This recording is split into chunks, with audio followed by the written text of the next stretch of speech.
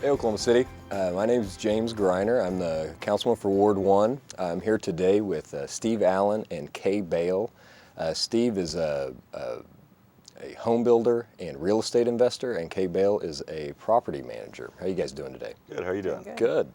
I want to start with you, Steve. I just want to ask about the two properties in particular that you have invested in, Mulberry Park and Portland Park. They're both apartment complexes, both places that really were kind of a drain on the neighborhood to begin with, and that you came in, you invested money, invested time, hired people to run it, and just kind of want to get your overall philosophy on properties like that, because there is so much negative feelings towards some of these rundown apartment complexes, and just trying to put some hope out there. Sure. Yeah. 2 years ago, we set out to find some dilapidated structures, apartment complexes to be particular, to see if we could take and rehab those back into thriving communities. And there's been two projects in particular, one over on 10th Street and then one on 31st in Portland. And the 10th Street property we bought probably two and a half years ago. It was dilapidated, had probably 7 residents in it, lots of crime, people living in the apartments that weren't paying any rent. And we went in there, wanted to clean those things up and rehab we took the apartments completely apart and rebuilt them back together pretty much, put all new things in them. And then we thought, people that want to live in this area, it makes sense for them to be able to have a nice place to live. That 10th Street can be a great neighborhood, and it is a good neighborhood, and it's been a long-lasting neighborhood in Oklahoma City. So our goal was to try to make the best option for those residents that wanted to live in that area. So we were offering 24-hour security. We're pretty strict on who we let in that complex, and we just want to get them thriving together. We have community parties, we have Easter egg hunts, we have Christmas programs, we have things that grab the people's attention to get them together to be like a family unit again.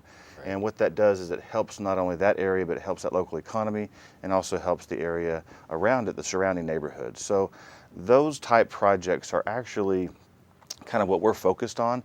And we did Mulberry Park over on 10th Street, and now we're focused on our newest project, which is Portland Park over on 31st in Portland.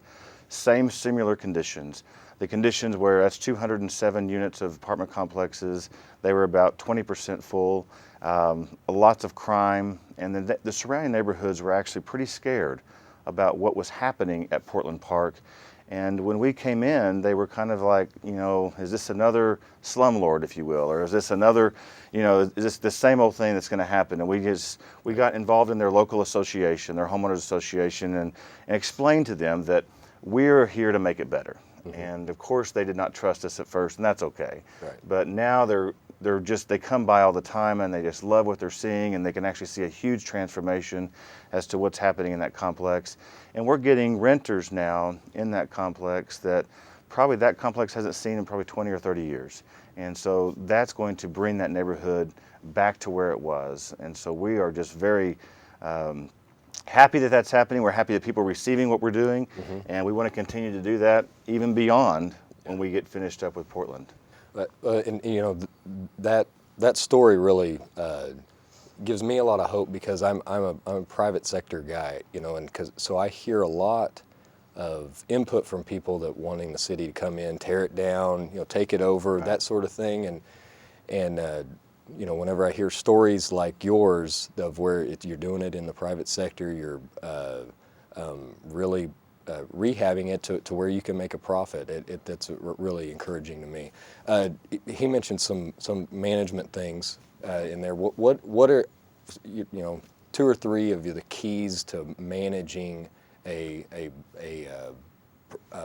successful property to where it is well maintained, it keeps crime out, mm-hmm. all those sorts of aspects. What from your perspective? Well, the main thing that we do is that we're very selective on the people that we rent to. They have to meet our criteria, which is lined out for anyone that comes in to apply for the apartments. We do what we say. we have a zero tolerance. You can have a great resident who becomes involved in a relationship that turns out not to be so great, and they bring that environment in. We have a zero tolerance for that, and we will not hesitate to evict or to give notices for people to move out. Right. We just, we can't let it start, because if you don't address it immediately, it can get out of hand quickly. Right. We do try to get the community within the apartment complex involved in all kind of activities.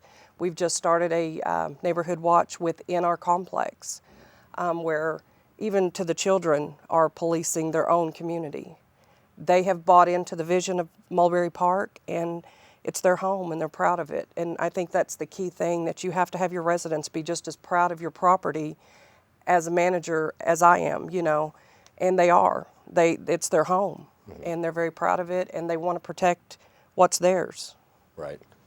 Well, and I know a big factor in successful properties like this is having a local owner. I know you're a local guy. Just I guess kind of shed a little light on that issue with you, because you are a local guy, you care about this area, and then any other plans of doing other properties within the area. Sure. Yep. We take a lot of pride in what we own, and we want to make sure that the people that we're renting to, that are paying us rent every month, are pretty well taken care of. That just may be a character thing. I'm not sure what that is, but that's deep down inside me, the way I care about the people because I think they're an extension of our family. They're doing something for us. We want to give back to them and do something for them. It's a win-win for both of us to do that. It's a win for me because I'm able to keep our units full and occupied. It's a win for them because they have a safe, secure place to live, and they have something they can feel confident in. But one of the things that we are focused on is we want to do one complex at a time right now, and that's kind of our capacity. We are looking for other structures in the area. We want to not only, like Mulberry Park was on 10th Street, there's other structures on 10th Street that we're very interested in, because we see a vision and we know it will work. We know our plan and our strategy will work, and so we will be focused in the coming months and coming years to look at those areas that we've already got investments and see if we can't take another complex and do the exact same thing that we did with Mulberry Park. So that's going to be our focus in the next 2 to 3 years.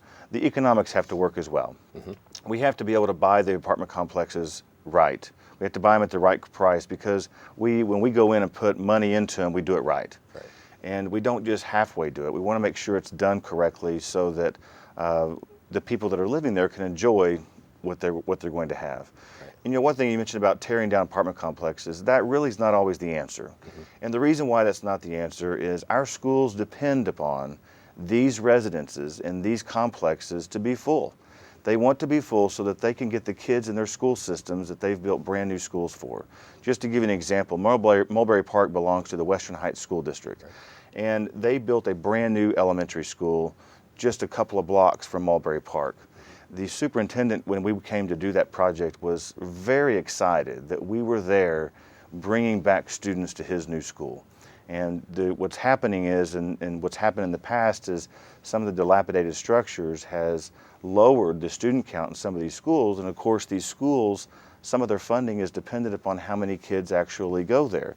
So taking away complexes is not always the answer, but even complexes that look like there's no hope to revitalize that, there actually is. Well, and from a city's perspective as well, the infrastructure is there. Correct. And so we don't have to, we don't want to continue to expand and have this high density apartment complex out on the outskirts of the city when we already have one there. And so from the city's perspective, it's a win too. And you get constructive residents living there, people that are producing something for the economy and the neighborhood. And it's really what, from the city's perspective, what we want to see. Right. And so, yeah. Talk a little bit more about all of the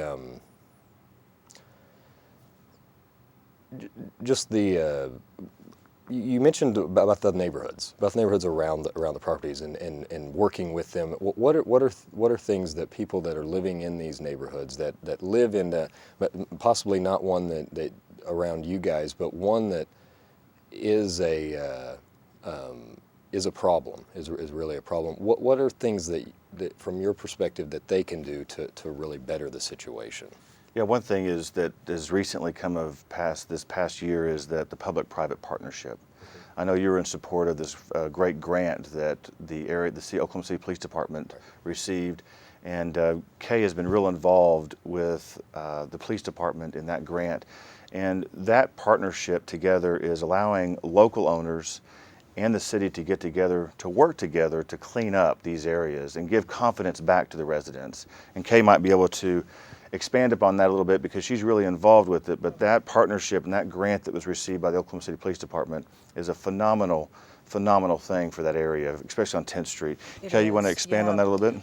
It's given the community, in our community, and I've heard from other apartment managers, a lot of people are afraid to call the police. They just don't. They just shut their windows, shut their doors, and they don't pay attention. The police department's gotten very involved in apartment communities, in the schools, everything in that area. And we just had a festival at the DHS office a couple of weekends ago.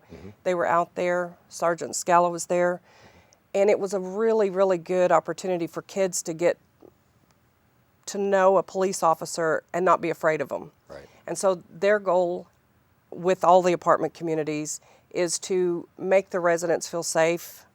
And I think if all the apartment communities in that area, in any area, if they get involved with the police department and show the residents that it's okay to call 911, explain what it means to call 911 when it's appropriate. Right. They come out, we're having another neighborhood watch tomorrow night at our apartment community, and the officer will come out and talk to them. He educates them. It's a really awesome program. Right. And it's really going to benefit the area very, very well. Yeah, it seems like from my experience with a few of the apartments that I've been to that have a neighborhood association, it's really one of those deals where you got to change the view of that Yes. that the police are the good guys. Yes, absolutely. And that they're there to help, and that the people that are there, that they think it's their turf, and Exactly. and you need to be on the right side. One of you the know, things- and, one of and the- which is good because a lot of Yes.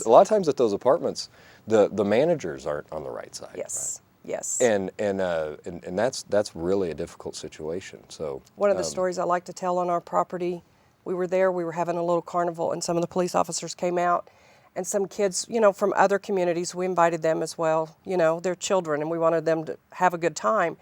And one of the children said, "Oh, the popos are here." And one of the children on our property said, "They're not popos, they're police officers. We don't call them that." Right. And they don't. Right. That's good. So that's really positive. That's good. Well, I think we're out of time, but I hope this question and answer session really gives a little hope for anybody who lives lives close to an apartment complex that they feel like is hopeless. I really feel like this is a perfect example of the private sector coming in, doing something good for the communities while still making a profit at it. So thanks.